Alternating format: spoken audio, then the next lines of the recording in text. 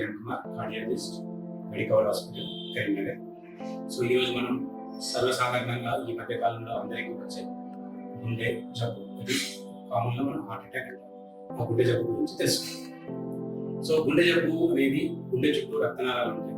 గుండె పనిచేయడానికి కావాల్సిన శక్తిని, మిగతా పదార్థాన్ని గుండె చుట్టూ రక్తనాళాలు గుండె మధ్యకి సప్లై చేస్తాయి. వాటిని కర్నరీ ఆర్టరీస్ అంటారు. ఏదైనా కారణం చేత ఆ గుండె రక్తనాళాల్లో బ్లాక్స్ అంటే పూర్తిగా మూసుకుపోయినప్పుడు కింద మధ్యకి రక్తం సరఫరా ఆగిపోతుంది. ఆ రక్తం సరఫరా ఆగిపోవడం వల్ల ఆ కింద గుండెకి సంబంధించిన మజిల్ డ్యామేజ్ అవ్వడం స్టార్ట్ అవుతుంది. సో దాన్నే మనం గుండె జబ్బు అంటాం, కానీ హార్ట్ అటాక్ అని కామన్ టైంలో అంటాం. సో హార్ట్ అటాక్ రావడానికి చాలా రకాల కారణాలు ఉంటాయి.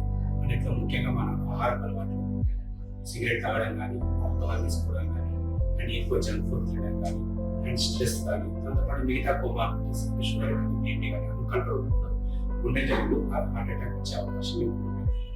సో ఫస్ట్ మనం దీనికి సంబంధించిన లక్షణాలు ఎలా ఉంటాయని తెలుసుకుందాం. సో గుండె జబ్బు వచ్చినప్పుడు లేదా హార్ట్ అటాక్ వచ్చినప్పుడు చాలా సార్లు వచ్చేది ఛాతీలో నొప్పి ఉంటుంది. సో ఛాతీలో నొప్పి అనేది మధ్య భాగంలో ఉంటుంది. కొన్నిసార్లు మంటలాగా కావచ్చు, కొన్నిసార్లు బరువులాగా కావచ్చు. సో ఛాతీ నొప్పి వచ్చిన పేషెంట్ నొప్పి ఎక్కడ ఉంది అంటే ఈ విధంగా అరచేతితో చూపిస్తారు. సో అంటే దాని అర్థం ఏంటంటే ఛాతీ నొప్పి అనేది ఛాతీ అంతటా ఉంటుంది.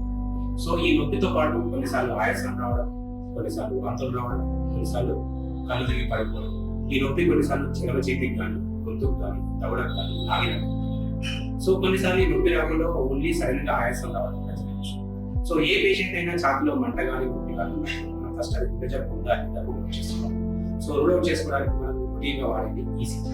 సో ఈసీజీ చేసినప్పుడు అందులో ఉన్న ఈసీజీ వేవ్ ఫామ్ బట్టి అవి నార్మల్గా ఉన్నాయా, ఏ ఉన్నాయని డాక్టర్ నిర్ధారిస్తారు. కొన్నిసార్లు ఈసీజీ నార్మల్ ఉన్నప్పటికీ కూడా గుండె జబ్బు ఉండే అవకాశం అంటే పేషెంట్ నొప్పి కంటిన్యూ అవుతుంటుంది, ఈసీజీ తీసుకోవాలి. అటువంటి టైంలో ఏం చేస్తామంటే ఈసీజీ మనం మళ్ళీ రిపీట్ చేసి మొదటి ఈసీజీ రెండు ఈసీజీ కంపేర్ చేస్తాం.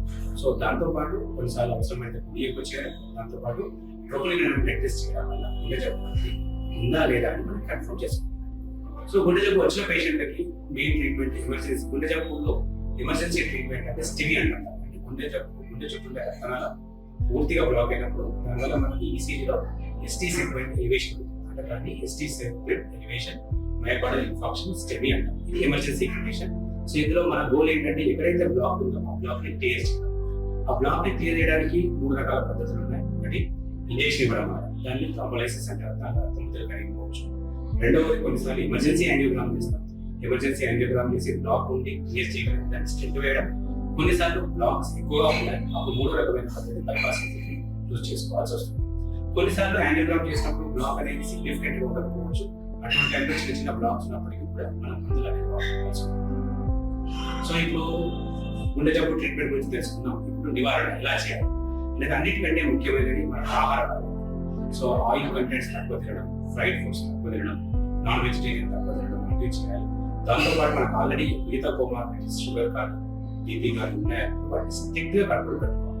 సో వాటిని స్ట్రిక్ట్ గా కంట్రోల్ పెట్టుకుంటూ డాక్టర్ సలహా తీసుకుంటూ రెగ్యులర్ గా చెకప్ చేసుకొని ఈ కోమార్బిడిటీస్ కంట్రోల్ పెట్టుకుంటే గుండె జబ్బు వచ్చే అవకాశం ఉంటుంది. సో అన్నిటికంటే ముఖ్యమైన నిద్ర అండ్ మానసిక ప్రశాంతత. ఈ రెండు లేనప్పుడు మనకు గుండె జబ్బు వచ్చే అవకాశం ఉంటుంది. కాబట్టి మనకు సరైన నిద్ర కంటిన్యూస్ గా 6 గంటల నుంచి 8 గంటల నుంచి 8 గంటల వరకు ఆరోగ్యకరమైన నిద్ర అనేది ఉండాలి. దాంతోపాటు మానసిక ప్రశాంతతతో ఫిజికల్ ఎక్సర్సైజ్, వాకింగ్ కానీ, జాకింగ్ కానీ, మన బాడీ కెపాసిటీ బట్టి మన లిమిటేషన్స్ లో రోజు వాకింగ్ కానీ, జాకింగ్ కానీ చేసుకుంటే గుండె జబ్బులు రాకుండా మనం జాగ్రత్త పడవచ్చు. Thank you.